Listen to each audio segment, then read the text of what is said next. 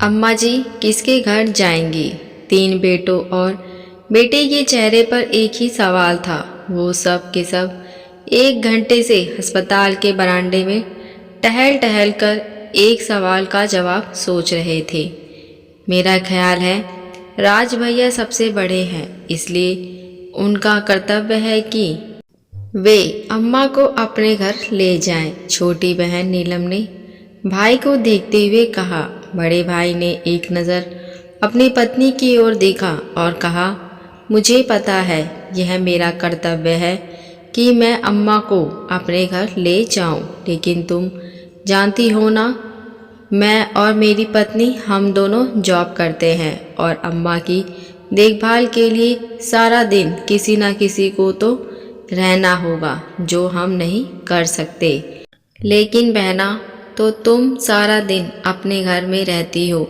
मेरे ख्याल से तुम अम्मा को हमसे ज़्यादा ख्याल रख पाओगी। पैसे की चिंता ना करो, जितने पैसे लगेंगे मैं देने के लिए तैयार हूँ। राज भैया ने पैसे पर जोर देते हुए नीलम से कहा, भैया मेरी तो बड़ी ख्वाहिश है कि मैं अम्मा का खूब ख्याल रखूँ, उनकी सेवा करूँ, लेकिन आप मेरे ससुराल वाले को तो जानते हो ना, मुझसे यह सब बर्दाश्त नहीं होगा कि कोई मेरे भाइयों को बुरा भला कहे।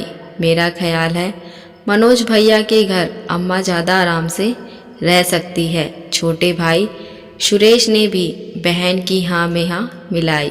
मनोज और उसकी पत्नी ने एक दूसरे की तरफ देखा। ऐसा लग रहा था जैसे वह आंखों ही आंखों में एक दूसरे को कुछ कह रहे हो। उसके बाद मनोज ने कहा, तुम सब तो जानते ही हो ना, हमारे घर में माँ का दिल नहीं लगता। वो तो हमारे घर 2 दिन से ज़्यादा रहती भी नहीं थी, तो क्या होगा? अम्मा को कौन अपने घर रखेगा? नीलम ने अपने छोटे भाई सुरेश को देखते हुए कहा, अरे तुम सब मुझे तो देखा ही नहीं। मेरा तो घर भी बहुत छोटा है और वेतन भी बहुत कम है। मेरी तो मजबूरी है, मैं अम्मा को अपने साथ नहीं रख सकता। सुरेश ने अपने हाथ खड़े कर दिए। तो फिर अम्मा किसके घर जाएगी? सभी लोग इसी सोच में गुम थे। क्या आप सब वार्ड नंबर 2 के पेशेंट के रिश्तेदार हैं? नर्स ने बाहर आते हुए पूछा। सब घबरा कर उठे। जी हम ही हैं, डॉक्टर साहब वार्ड में बुला रहे हैं। वह सब दौड़ते हुए वार्ड में आए। आई एम सॉरी, हम आपकी माताजी को नहीं बचा सके, डॉक्टर ने राज के कंधे पर हाथ रखते हुए कहा। सबके चेहरे पर उदासी तो थी, लेकिन शायद दिल के किसी कोने में खुशी भी थी कि अब उन्हें अपनी माँ की सेवा नहीं करनी पड़ेगी और ना ही माँ को किसी के घर जाना पड़ेगा। यही हमारे समाज की कड़वी सच्चाई है कि अकेले माँ बाप 10 बच्चों को पाल सकते हैं, लेकिन 10 बच्चे मिलकर माँ बाप को नहीं संभाल सकते। और कई माएँ अपने जीवन के अंतिम क्षण में बुढ़ापे में सड़कों पर रोजी रोटी कमाने में बिताती हैं।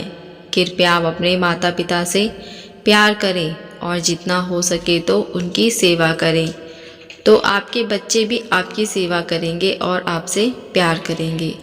ये छोटी सी कहानी आपको कैसी लगी मुझे कमेंट करके ज़रूर बताएं। अगर आप हमारे चैनल पर नए हैं तो मेरे चैनल को सब्सक्राइब, लाइक, शेयर ज़रूर करें। अब मिलते हैं नई कहानी के साथ। देखने और सुनने के लिए धन्यवाद।